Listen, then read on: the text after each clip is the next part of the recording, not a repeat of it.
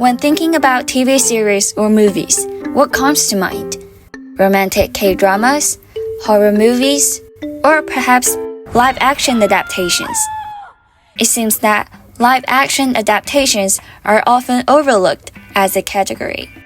However, in many cases, these productions hold significant importance in the movie market, particularly in Japan and America.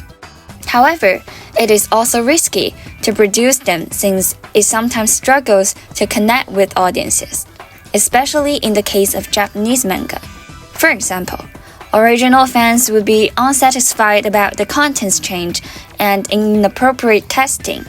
To be more specific, an adaptation means the contents may be changed, which can cause concern among fans of the original work regarding potential simplification or distortion of the main ideas or settings of the work.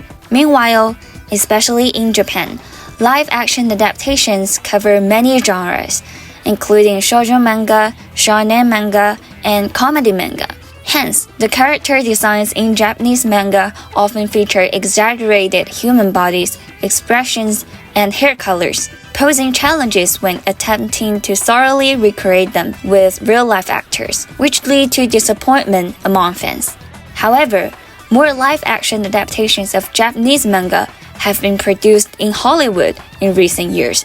Netflix, for instance, has made 16 original live-action adaptation series and movies since 2017, with 15 of them based on Japanese manga. Some of these adaptations are even in English with English-speaking actors.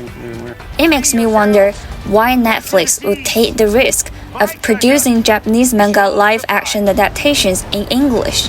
After a case study of One Piece, I may have some ideas on this topic. So during the lecture, we discussed the concept of the black ship, which refers to the opening of Japan's borders to foreign trade in the 1850s through American Navy. Later on, this term was also used to describe Netflix entry into the Japanese market in 2015.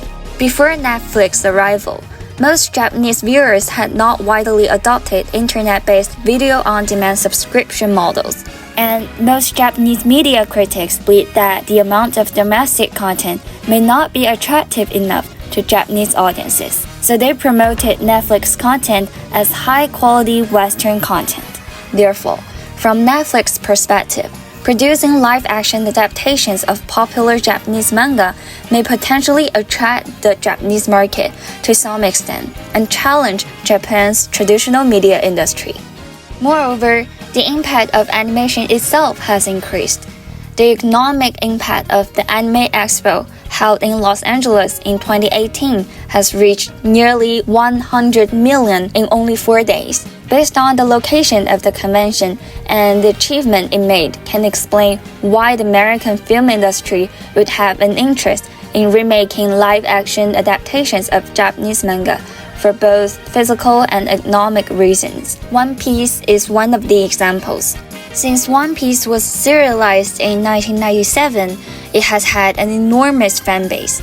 Similarly, One Piece fans are also concerned when they see Netflix preparing to shoot a live-action adaptation of One Piece because there are many settings in One Piece that humans cannot accomplish.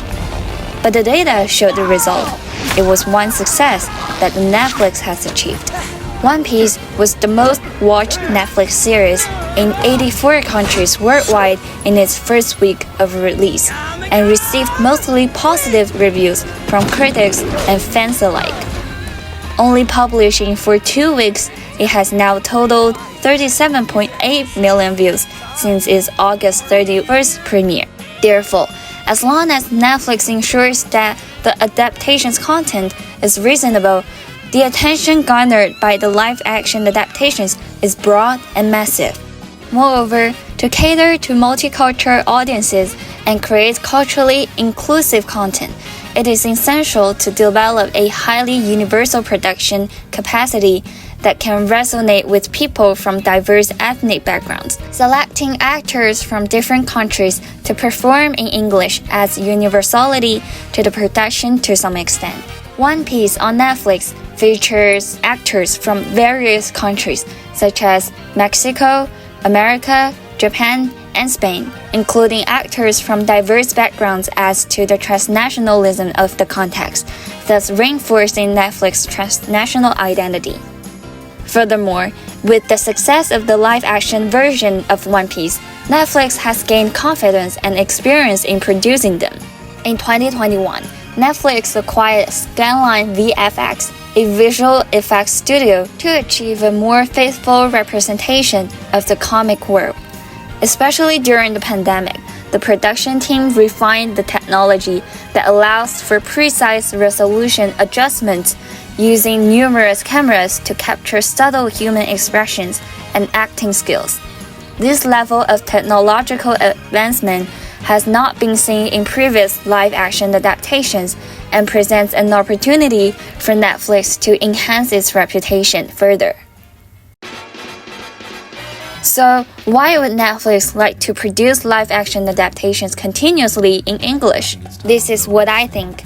The live-action adaptations made by Netflix may bring more attention and subscription globally due to the growth of anime culture impact, while casting actors from diverse ethnic backgrounds can enhance Netflix's transnationalism and increase its standing and reputation with progress technology and strategy compared to previous works.